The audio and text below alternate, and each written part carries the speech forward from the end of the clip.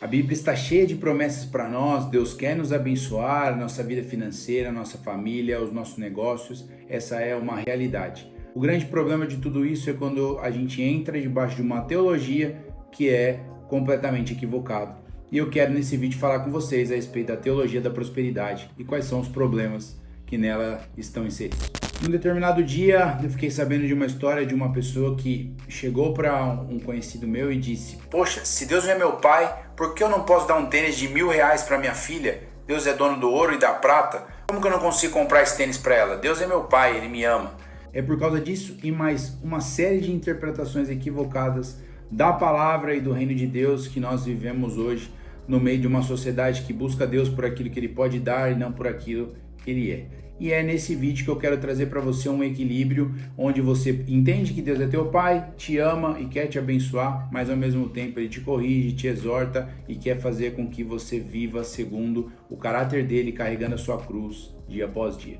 Antes da gente continuar, dá like nesse vídeo, se inscreve no canal, você já sabe, você pode multiplicar essa palavra para os 4 cantos dessa terra e que Deus te abençoe se assim você fizer, e se não fizer também, tá tudo bem, Deus abençoe do mesmo jeito. Deus abençoa sim muitos de nós, só que qual que é a distorção da teologia da prosperidade? É que você, ao se encontrar com Jesus, ao ter uma vida com Deus, você automaticamente é rico, não passa por problemas, não tem dificuldades e a sua vida é um conto de fadas que você pede para Jesus e Ele é o seu gênio da lâmpada e tudo que você quer, os seus caprichos, os seus mimos são concedidos de maneira imediata, sem nenhum tipo de esforço. Essa é a teologia da prosperidade, onde a gente percebe que está completamente errada, fora dos padrões de Deus, fora dos padrões que não são ensinados também na palavra. Além da parte financeira, onde nós teríamos alguns valores muito exacerbados e a nossa vida seria repleta de bens materiais, a teologia da prosperidade nos ensina que se a gente estiver doente, muitas vezes a gente está em pecado, que se você passa por algum tipo de deserto, Deus não está com você, e toda causa de sofrimento diz respeito a uma brecha espiritual ou alguma coisa que você está fazendo em desacordo com a vontade de Deus, como se o mal que acontece na sua vida fosse sempre uma consequência de algum tipo de comportamento errado em relação a Deus. E a Bíblia nos ensina que isso está completamente equivocado, que a gente sofre, que a gente passa por problemas e que inclusive Jesus disse que nós passaríamos por dificuldades, mas Ele venceu essas dificuldades e por causa dele nós também poderíamos sair vencedores de cada uma dessas aflições. Uma das coisas que a gente escuta é, por exemplo, se você me der uma oferta, se você trouxer um dízimo diante da casa de Deus, você vai receber muito mais. E é isso. Amém, é uma promessa que aquilo que você planta, você colhe, mas nem sempre aquilo que você plantar será extremamente multiplicado pela parte de Deus. Nem sempre essa é uma regra que vai acontecer na prática. Esses princípios invertidos, na verdade, ensinam que Deus ele só tem isso para nos oferecer. Só os bens materiais, o ganho, o lucro e nenhum tipo de problema. É uma retratação de bênçãos sem aliança, sem compromisso. Então, independente do meu posicionamento, da minha integridade, da minha incorruptibilidade, do meu compromisso com Deus, da minha santificação, da minha leitura bíblica. Em outras palavras, essa teologia nos mostra que não precisa santificação, não precisa leitura da palavra, não precisa compromisso com Deus. O que nós teríamos são as bênçãos, independente do nosso compromisso, da nossa aliança e do nosso modo de vida. Eu vou citar aqui alguns problemas que a teologia da prosperidade colocou no meio cristão e eu não quero que você pense em uma determinada igreja, em um irmão, mas na sua própria vida e como isso tem afetado a sua história e que você ore por outras pessoas que talvez você identifique esse tipo de comportamento. O primeiro deles é que essa teologia desvia a atenção do próprio Deus e de quem Ele é e coloca naquilo que Ele pode fazer ou entregar para nós. Então, nós nos importamos mais com as suas bênçãos, com aquilo que Ele pode fazer, do que realmente com quem Ele é e com toda a sua bondade, independente dele fazer ou não.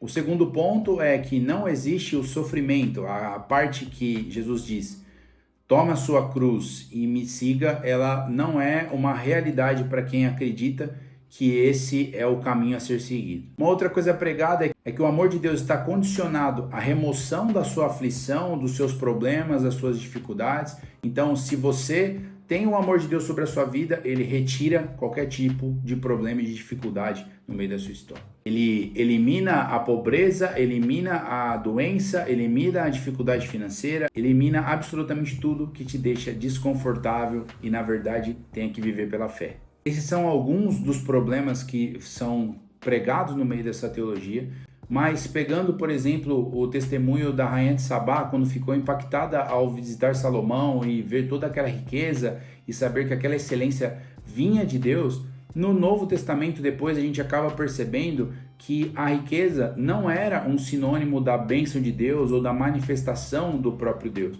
A riqueza ela era colocada como Paulo por perda. Em outras palavras, no Velho Testamento a riqueza era um sinal do poder e da manifestação de Deus, e no Novo Testamento a gente já percebe que o Evangelho já é voltado para uma renúncia e para algo que demonstra a manifestação de Deus na vida do dia a dia ou em outros posicionamentos. Isso não quer dizer que você não tem que ser próspero ou que Deus não vai manifestar o poder dele através da sua vida. Isso não quer dizer que você não pode enriquecer, fazer dinheiro, ser próspero. O que eu quero dizer é que Deus não tem essa obrigação. Em nenhum momento isso está escrito na palavra que ele vai enriquecer as pessoas indiscriminadamente. O que eu quero também ressaltar aqui é que esse vídeo ele não é um voto de pobreza, ou seja, você não deve enriquecer ou prosperar financeiramente, muito pelo contrário. Inclusive, o meu propósito aqui desse canal é exatamente isso, fazer com que o dinheiro seja visto no meio dos cristãos da maneira mais saudável possível, a começar da minha própria vida.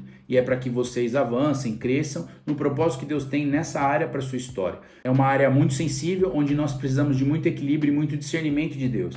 Ao mesmo tempo, no Novo Testamento, as pessoas em Atos, por exemplo, elas traziam suas propriedades aos pés dos apóstolos justamente para que elas pudessem agregar dentro de um todo. Se não houvesse propriedade para ser vendida, se não houvesse nenhum tipo de capacidade financeira, como elas iriam ofertar? Então é necessário que você conquiste para poder dar para as outras pessoas, para poder abençoar e multiplicar aquilo que Deus tem na sua vida. Inclusive, a Bíblia nos ensina na parábola dos talentos que aquele que recebe esses talentos, os bons servos nessa parábola são aqueles que multiplicam aquilo que eles recebem. E eu entendo que é qualquer coisa, pode ser um dom espiritual, um dom ministerial ou até o recurso financeiro que chegou até a sua vida, desde que você entenda que ele é espiritual também. Em João 6,26, Jesus retrata exatamente qual que era o procedimento dessas pessoas que acreditavam em uma teologia da prosperidade já quando Jesus estava aqui na terra. E ele diz assim esse versículo: Jesus respondeu-lhes e lhes disse: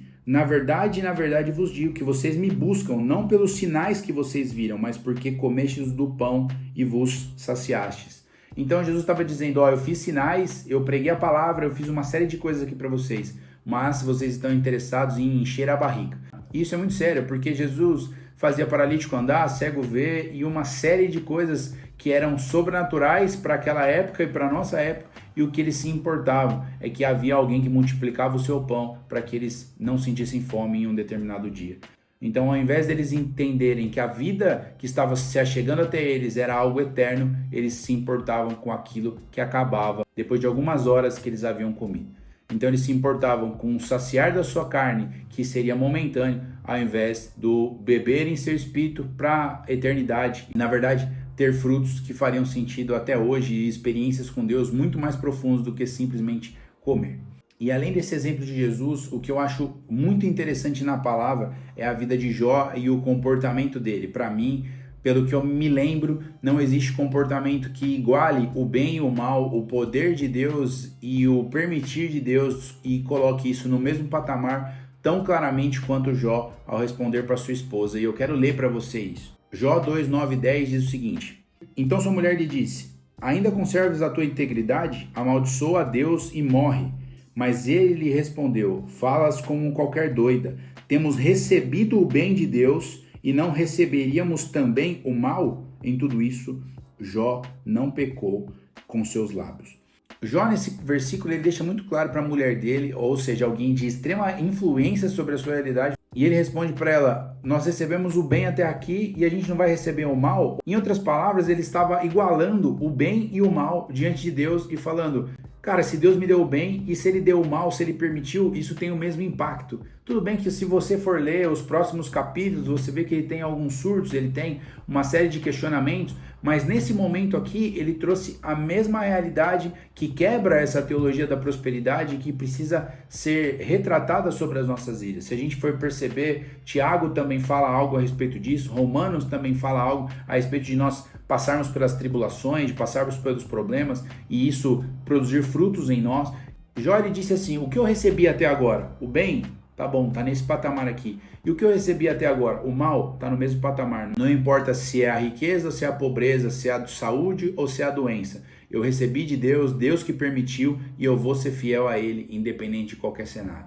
O que eu quero te dizer é que, independente do que Deus está fazendo na sua vida ou permitindo na sua história, você não pode atrelar a Deus apenas a bênção, a prosperidade e a riqueza. Mas você precisa atrelar a Deus a cada processo que você passa. Viva cada dia, viva cada momento, sabendo que Ele tem o controle de todas as coisas e que no final de tudo, Ele é bom, independente do que aconteça. Para ressaltar aqui mais uma vez, essa teologia ela vem com o intuito de fazer Deus melhora a minha vida, mas eu não preciso melhorar em absolutamente nada. Eu venho com os mesmos gostos, com os mesmos apetites, as mesmas vontades, e no final de tudo, Deus ainda me coloca na janelinha do avião, independente do que eu faça. Jesus melhora tudo na minha vida, mas eu não o conheço, para mim tanto faz. O problema dessa teologia é exatamente o desequilíbrio. Deus é bom, Ele quer te dar uma boa família, uma boa esposa, uma boa condição financeira. Mas quando isso faltar, Ele também continua sendo Deus, Ele continua sendo nosso Senhor, independente de qualquer realidade. Deus abençoe e até o próximo vídeo.